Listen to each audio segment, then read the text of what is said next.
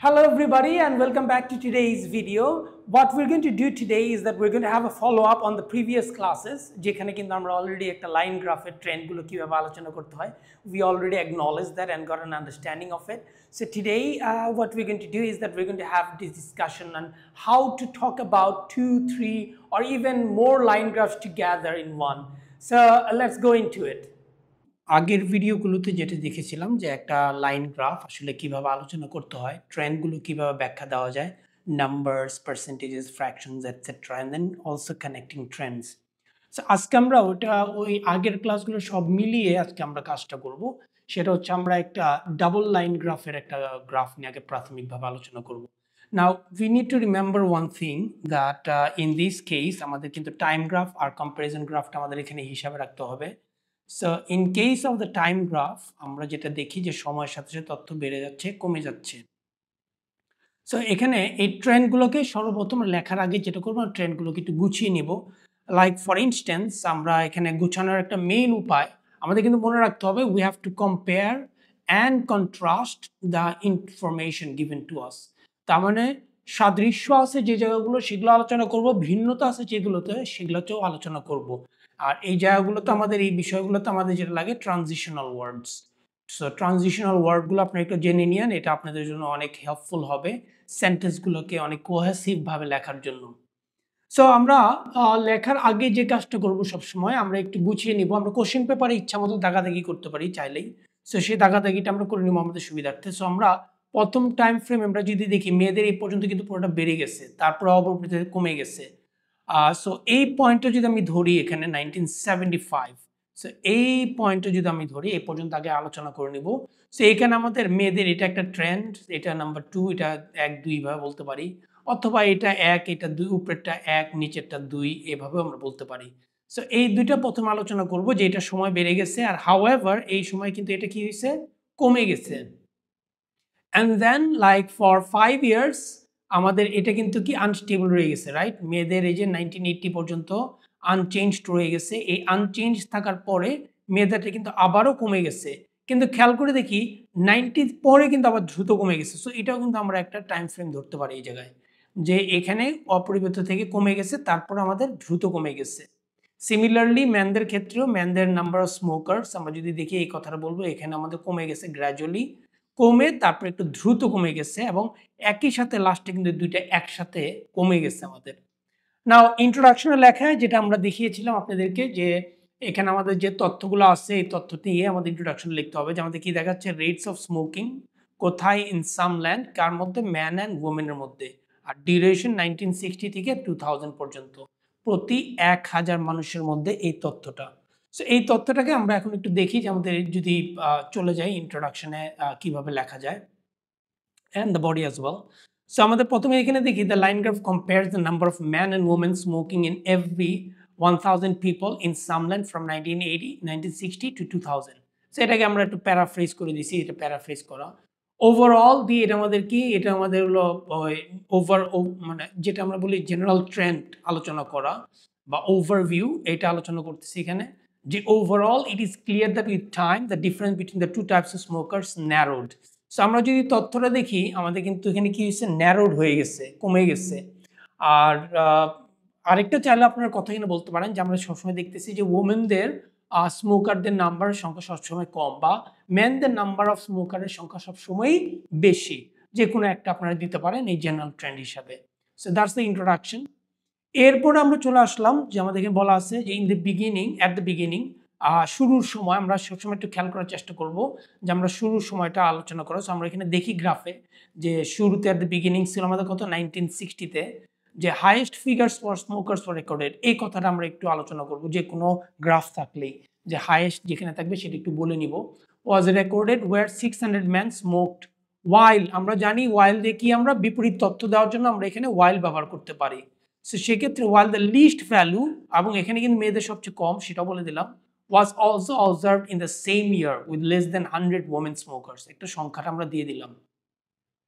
তারপরে আমাদের ট্রেন্ড নিয়ে আলোচনা শুরু হচ্ছে এখন, যে ইনিশিয়াল 15 ইয়ার্স প্রথম ধাপটা আমরা নিয়ে এলাম। প্রথম 15 বছরে ম্যান স্মোকার্স ড্রপড স্টেডিলি, তারা স্টেডিলি কমে গেছে বাই 100, 100 কমে গেছে। কত থেকে কমছে সেটা বললাম না। হাউএভার তখন বিপরীত আমরা দেখতেছি এখানে মহিলাদের কিন্তু বিপরীত, সো বিপরীতের ক্ষেত্রে আমরা হাউএভার দিলাম, in contrast, on the contrary, on the other hand, যে কোনো একটা দেওয়া যায়। For the woman, it went up gradually during the same time frame to above 300. খেয়াল করে দেখেন আমরা পুরোটাকে বলতেছি কিন্তু মাঝখানে কিন্তু লেভেল অফ ছিল 5 বছর, সো সেটাকে কিন্তু আমরা বলতেছি যে with the level of for 5 years in between, এর মাঝখানে 5 বছর লেভেল অফ ছিল। So this is how we can create complex sentences and structures. তারপর আসি, the numbers of women smoker stabilised, এই যে আমরা দেখতে পাচ্ছি 5 বছরের জন্য স্টেবিলাইজড হয়ে গেছে, আটকে গেছে 5 বছরের জন্য। অ্যান্ড দেন ফেল স্লাইটলি, আস্তে আস্তে কমে গেছে 90 পর্যন্ত, আমরা যেটা প্রথমে টার্গেট করছিলাম, যেখানে পৌঁছেছে to just below 300 during this second period. তার মানে সেকেন্ড পিরিয়ড হলো কি আমাদের আপ টু 1990। সো এই সেকেন্ড পিরিয়ডে আমাদের কি হয়েছে এখানে, দ্য ফিগার্স, এটা ফার্স্ট পিরিয়ডটা আমাদের শেষ হয়ে গেলে, সেকেন্ড পিরিয়ডে the figures also dropped in case of the man, পুরুষদের ক্ষেত্রে কিন্তু এইটা ফিগারগুলো কি কমে গেছে, ড্রপড। আর বিং 100 মোর দেন ওমেন, তার এখানে তুলনাটাও করে দিলাম যে কত বেশি মহিলাদের চেয়ে 100 more. And in the last decade, সর্বশেষ তথ্যটুকু আমরা যেটা বললাম, the number of man and women smokers declined in similar way, আমরা খেয়াল করে দেখি একইভাবে কিন্তু কমে গেছে দুইটা, এটাও কমে গেছে, এটাও কিন্তু কমে গেছে। And reaching about 250 and 200 respectively, যথাক্রমে। এই ওয়ার্ডটা ইউজ করাটাও is good, they will be able to see that you can vary your vocabulary and you can write in different sentences. And in this year, in 2000 সালে, the difference between the two sexes was at the lowest, at the lowest সবচেয়ে কম ছিল। So this is how you can write, এরকম অনেক ধরনের লেখা আছে, this is just a sample, okay? You can write in other ways, অন্যরকম graph থাকলে অন্যরকম ভাবে হবে। Now, in case of the paragraphing, that you may not know is that আমরা যে কোনো লেখারে জানি যে তিনটা করে প্যারাগ্রাফ আমরা তৈরি করি, one is the introduction, the body and the conclusion, and even we can separate the body paragraphs into multiple ones, each of them compassing a different idea. So এই রাইটিং টাস্ক মনে ক্ষেত্রে যেখানে আমাদের লিখতেই হবে 150 ওয়ার্ড, সো আপনার introduction যদি 50-60টা ওয়ার্ডে চলে যায়, your basically writing 80-90 words in your body paragraph. সেই জায়গাটায় আপনারা চাইলে এক প্যারাগ্রাফেও লিখতে পারেন, or if you find any specific trend, যে জিনিসটা দেখে আমরা মনে হচ্ছে যে আমাদের দুইটা প্যারাগ্রাফ করা উচিত, দুই ধরনের আইডিয়া, সেক্ষেত্রে আপনাকে দুইটা প্যারাগ্রাফ করতে পারেন। আমরা আরেকটি গ্রাফ দেখি এখানে, এবার হচ্ছে আমাদের 3টা লাইন দেখতেছি এই গ্রাফের মধ্যে। সো এই গ্রাফের 3টা লাইনে যদি আমরা খেয়াল করে দেখি, what we can do is that, আমরা প্রথমে একটু আইডিয়াটা নিয়ে যাই। ইন্ট্রোডাকশনটা তো আমরা লিখতেই পারবো, we have known how to write it, এটাকে প্যারাফ্রেজ করে আমরা ইন্ট্রোডাকশনটা লিখবো। না ওভার হিয়ার আমরা যদি খেয়াল করে দেখি আমাদের ট্রেন্ড কোথায় ভাগ করতে পারি, this is a good place ভাগ করার জন্য, কারণ এই জায়গাটায় ফিশ অ্যান্ড চিপস হলো আমাদের স্লোলি কমে গেছে, বা স্লোলি হয়ে তারপরে আমাদের স্টেডিলি কমে গেছে। আর in case of hamburgers and in case of pizza একইভাবেই তারা বেড়ে গেছে, you can see uniformly or steadily এভাবে বেড়ে গেছে। এ পর্যন্ত কত ভ্যালুতে গেছে সেই তথ্যটা বলতে পারি। সেকেন্ড পার্টে যে আমরা যেটা করব, আমরা বলবো যে হ্যামবার্গারটা বেড়ে গেছে এবং পিৎজাটাও বেড়ে গেছে আফটার স্টেবিলাইজিং, অর একটু স্লাইটলি বেড়ে যায়, এখানে আসতে স্লাইটলি বেড়ে যায়, তারপর দ্রুত বেড়ে গেছে। সো হ্যামবার্গার আর পিৎজা একই সাথে বলে দিব, তখন দুইটারই ট্রেন্ড সিমিলার। হাউএভার দিয়ে বিপরীত কথাটা বলবো আমাদের ফিশ অ্যান্ড চিপস, যেটা কমে যেয়ে আবার মোটামুটি আনচেঞ্জড। সো এইভাবে আমরা আলোচনাগুলো করতে পারি এখানে। So let's have a look at the writing for this kind of graph. So আমরা ইন্ট্রোডাকশন সহ পুরো লেখাটা দেখি এখানে, the comparison in the amount two different fast food items that is eaten by an individual between 1970 and 1980 has been compared to the line graph. এটা আরেক রকমের introduction আমরা দিলাম, এইভাবেও লিখতে পারেন, যেখানে লাইন গ্রাফের কথাটা লাস্টে আসবে। সো আমরা কিন্তু এখানে যথেষ্ট পরিমাণে প্যারাফ্রেজিং করা হয়েছে, different fast food items that is eaten, consume না বলে, পার্সন না বলে ইন্ডিভিজুয়াল, আর সময়টাও আমরা এখানে বলে দিলাম। আর তারপরে সেকেন্ড সেন্টেন্সে আমাদের ওভারভিউ যেটা যাচ্ছে, সেকেন্ড সেন্টেন্স, এই ওভারভিউতে কি দিলাম, it is observe the hamburgers and pizza became more popular than that of fish and chips over time. এই তথ্যটা আপনারা অন্যভাবেও দিতে পারেন আপনারা চাইলে, এই ডায়াগ্রাম অনুযায়ী অ্যাকর্ডিং টু দ্য ইনফরমেশন। তারপরে বডি প্যারাগ্রাফে চলে যায়, আমাদের লেখায় যে প্রথম তথ্যটা আগে দিতে হবে, যে 1970 সালে কি ছিল, people ate more fish and chips compare to, এই যে ফ্রেজ ব্যবহার করলাম, compare to the other two items, অন্য দুইটা আইটেমস নাম এখন লেখা আমাদের প্রয়োজন নেই। 300 grams of fish and chips was consumed in comparison to less than 100 grams for the other food items. তার মানে ফিশ অ্যান্ড চিপস ছিল 300 ছিল, আর অন্য ফুড আইটেম ছিল আমাদের কত, 100-রও কম। In the next decade, fish and chips পরবর্তী আমরা ট্রেন্ড যদি দেখি, in the next decade fish and chips consumption dropped slightly কমে গেছে আমাদের এখানে, and then gradually to just above 200. So আমরা just above করলাম কত, 200 grams. On the other hand, in case of hamburgers and pizza, on the other hand আমাদের transitional word দিয়ে দিছি এখানে বিপরীত তথ্যের জন্য, however জায়গায় এটা ব্যবহার করলাম। In case of the hamburgers and pizza, the numbers grew. আমরা খেয়াল করে দেখেন, আমরা ফিগার বলতে পারি, অ্যামাউন্ট বলতে পারি, নাম্বারস বলতে পারি। So this are the variations you need. grew uniformly till 1980 by more than 50 grams. এবার হলো বাই দিয়ে বললাম কতটুকু পরিবর্তন হয়েছে সেটা বললাম। and then আমরা যদি আসি in the last decade, hamburger consumption rocketed, খুব দ্রুত বেড়ে গেছে to the pinnacle, এই তথ্যটাও দিবেন যেখানে সবচেয়ে হাইয়েস্ট। এর আগেও আলোচনা করলাম যে হাইয়েস্ট কথাটা বলে নেবেন। pinnacle of 1/2 kilogram, so 500 গ্রামে 1 কিলোগ্রাম আমরা জানি। Pizza intake consumption also soared up, খুব দ্রুত বেড়ে গেছে to 1990 after stabilizing at 100 for 5 years. এই কথাটা কিন্তু বলে নিলাম, বেড়ে গেছে। ওই তথ্যটা দিয়ে আমরা এই দুইটা সেন্টেন্সের মধ্যে সাদৃশ্যতা বের করলাম, কিন্তু এর মাঝখানে কিন্তু কি হয়েছিল, স্টেবিলাইজ ছিল এর আগে। However, কারণ ফিশ এন্ড পিজা এই দুইটা বেড়ে গেছে আর ফিশ এন্ড পিজা কিন্তু এই সময় কমে গেছে। So however, for fish and chips, consumption dropped marginally, খুবই কম কমছে from 1980 to 1985. তারপর যে লাস্টের তথ্যটা আমরা দেখি যে and then leveled off in the remaining half decade. সেখানে 5 years না বলে আমরা half decade বলে ফেললাম। So this is also a way to write your task 1. আরও অনেক উপায় আছে এটা লেখার, but this should give you a good idea যে আমরা ট্রেন্ডগুলো কীভাবে কানেক্ট করে কীভাবে লিখলাম, নাম্বারস অ্যান্ড পার্সেন্টেজেস অ্যান্ড ফ্র্যাকশনসগুলো কীভাবে আমরা এখানে উল্লেখ করলাম। Now, in the writing module, one of the drawbacks that you will definitely have is your grammatical ability, right? এই স্কিলটাতে আমরা বেশিরভাগই দুর্বল, এবং যে কারণে এখানে কিন্তু আমাদের স্কোর কমে যাবে। We can't easily explain sentences, but এই জিনিসগুলো আমাদের একটু একটা জিনিস খেয়াল রাখতে হবে এর মাঝখানে, although not very grammatical, but they are points which will help to enrich your score. আবার on the other hand কমাইয়া ফেলতে পারে। That is, don't use any abbreviated form. Abbreviation কিন্তু allowed না। আমরা কিন্তু অভ্যস্ত IE লেখে, EG লেখে, সেই জায়গাগুলো কিন্তু লিখতে হবে that is, বা EG লাগার জায়গায় লিখতে হবে আমাদের ফর এক্সাম্পল। অ্যান্ড ফার্দারমোর আপনারা কোনো শর্ট ফর্ম কিন্তু ব্যবহার করতে পারবেন না, be very careful. Like contractions, can't লিখতে পারবে না, ক্যান নট, ডোন্ট লেখা যাবে না, do not. You need to be careful about this usage as well. Coming on to the third graph, সেটা হচ্ছে আমাদের 3 বা 2 অধিক, 3টা বা এরও বেশি যদি আমাদের থাকে তার ক্ষেত্রে আমরা কি করব। So let's have a look. আবারও একটা জিনিস গুছিয়ে নেবেন কথাটাকে। সো এখানে যদি এই তথ্যটাকে আমরা গুছাইতে চাই তাহলে তথ্য গুছানোর একটা ওয়ে আছে। আমরা এখানে দেখি যে 1978 পর্যন্ত, এই 78 পর্যন্ত আমাদের সবগুলোই বেড়ে গেছে এক্সেপ্ট ফর রেল। রেল দেখেন এই যে অপরিবর্তিত রেল, আর বাকি সবগুলোই কিন্তু বেড়ে গেছে টু সাম এক্সটেন্ট।